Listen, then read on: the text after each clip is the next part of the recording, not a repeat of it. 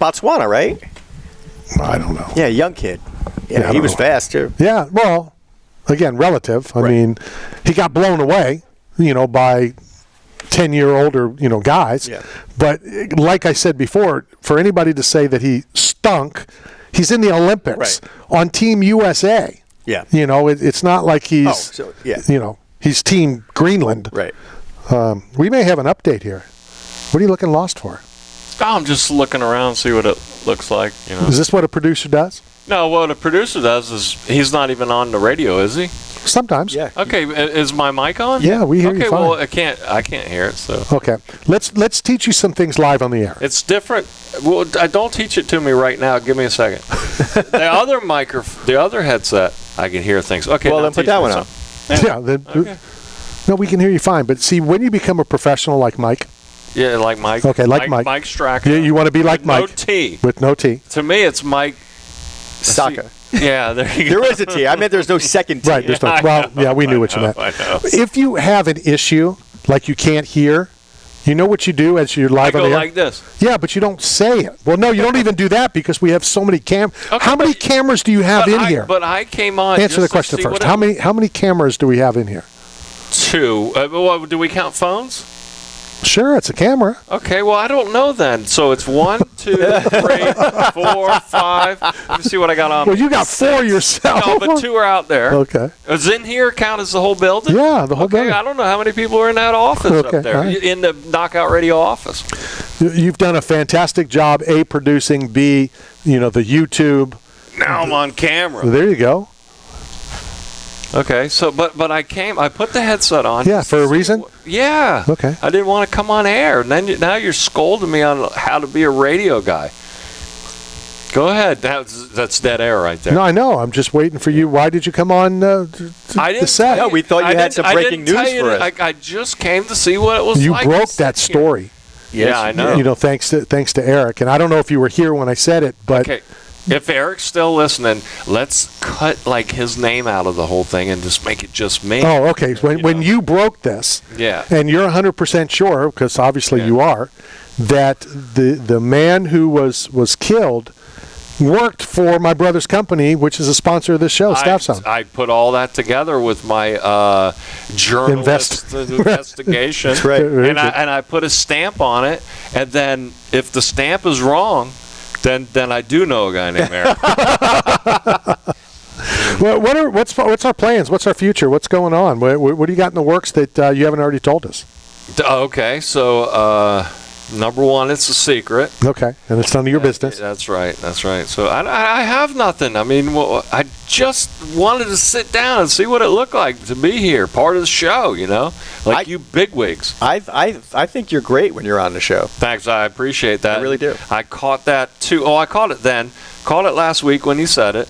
But here's what needs to be. I don't want to keep having Randy do it, and I appreciate you saying that. And I know I can add to the show, and he doesn't get even yelling in the background's kind of cool. You don't watch the show enough, probably, to kind of because I'm on it. After a while, it's that guy in the back going, "That old boy Luther." I don't know if you know that movie. Ghost of Mr. Chicken. Oh, I thought that was the song. It's called Ghost of Mr. Chicken movie with the... where the guy's running through the grocery store. Ethel! Okay, so my point Put your clothes on. is I need to get something that goes to the like a cord, like an intermediate thing where I could turn myself on and off.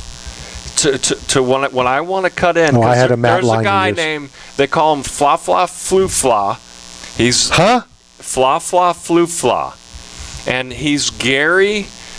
and he's the main guy for Howard Stern. He's like his producer. Okay, so Gary Dell'Abate. Gary Dell'Abate, right, correct. And Gary Dell'Abate, he controls his mic on and off. Yes. And so he just shoots in once in a while. Okay, I want to shoot in. Can I tell you why that will never happen? Why? Because we don't have Howard Stern's budget. Exactly.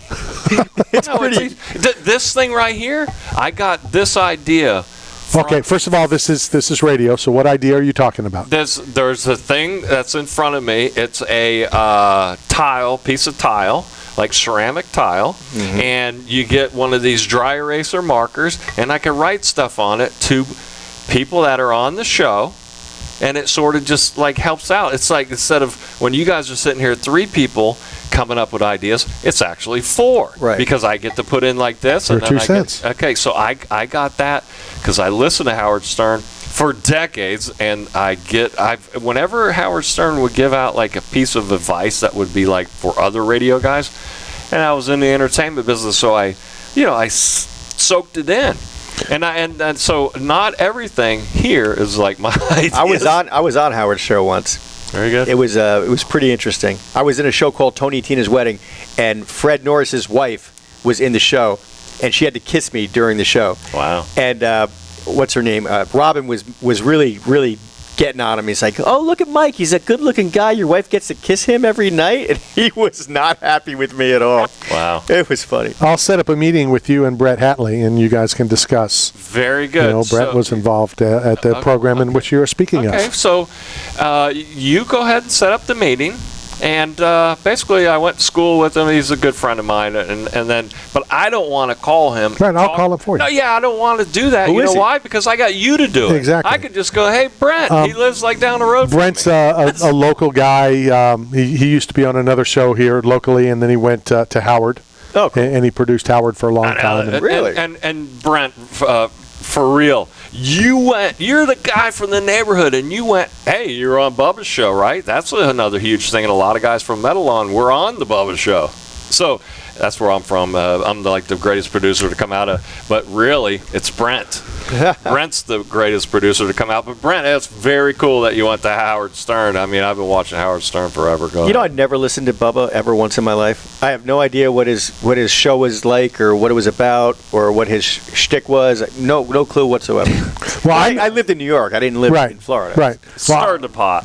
But I don't listen to anybody, and I got in a.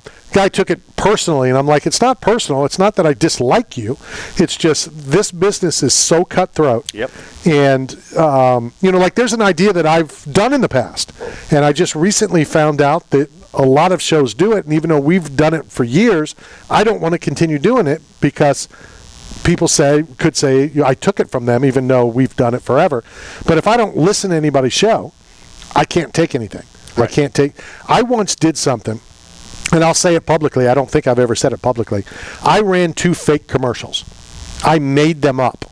I went to a CVS, Publix, whatever it was, and I bought a burner phone. And I used that number, and I made a fake commercial.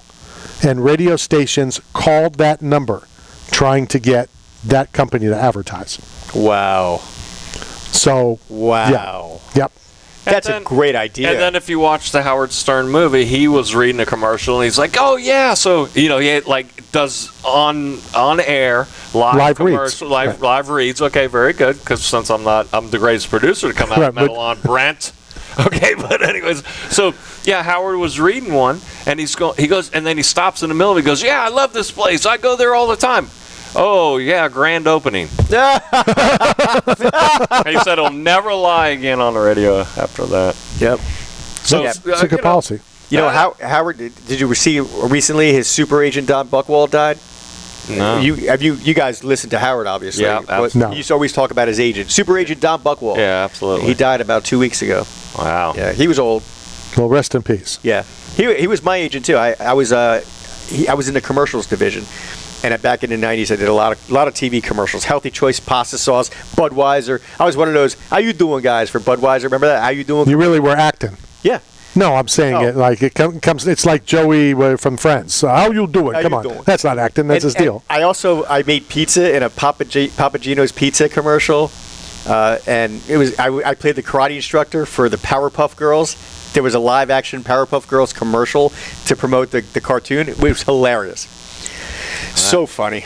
Well, I mean, myself, I handed you the microphone right before an interview. That's right. So I handed the microphone to Mike Straka. And I think your hand was actually on camera for a second. Wow, I got to go back and you're a hand I got to model get a now. screenshot. You're a hand model. You're a palm. Hand model. You're a hand model. We had to get that video to Palm Olive. Get that video to Palm Olive. All right. We got like 2 minutes of gibberish. Okay. We've talked BKFC. We've talked PFL. Well, there's one thing I know that we don't want to talk about. What's that? Success. Yeah. Okay. So there's two things. Yeah. So I don't know if my buddy can get the radio station out there in North Tampa, but that's the person that probably we don't want to talk about. Who's that? I don't know. I mean, I'm sitting in a seat and I'm never getting out of it. Oh, okay. All right. Well, you said buddy, so I would have never thought, right. Thought of that. All right, Matt. So here's groundbreaking news right here. I'm never getting out of this seat, Matt. I like it. That's why I sat down. Okay. To check it out. So there was a reason you sat down. Yeah, absolutely. Okay. Well, I didn't know it. It's like the forces guided me here. You just kind of molded into the chair. So whatever happened to those interviews I did at CFFC? Did they go up? Yeah, they went up the very next day. There's both interviews. You can see them on our YouTube channel. That's right. Both interviews and a couple shorts I made out of them. Like one short each or One won an Academy Award. So it turned into like 5 videos. Yeah. One was a rascal. I'm in the Kevin Hart school of short films. Yeah, there you go. And so, Mike, your camera guy, learned that this button right here is less light, that's in the room. Yeah, Mike B. Little. That's an iris. It's called iris. So the video that we did there. It's called iris. Okay, you're right. So it changes the iris in here. You're right. I mean, Mike knows everything. Mike's a big deal, and I'm not playing Don't around. belittle Mike, because you belittle. Okay, but Thank you. What's her name? So Nikki Glazer. Thank you. So if I could tell you all the hats that I wear here, Mike, and I'm not bragging to the people out there. To Brent Hatley. And I'm not on camera either, right? So are you looking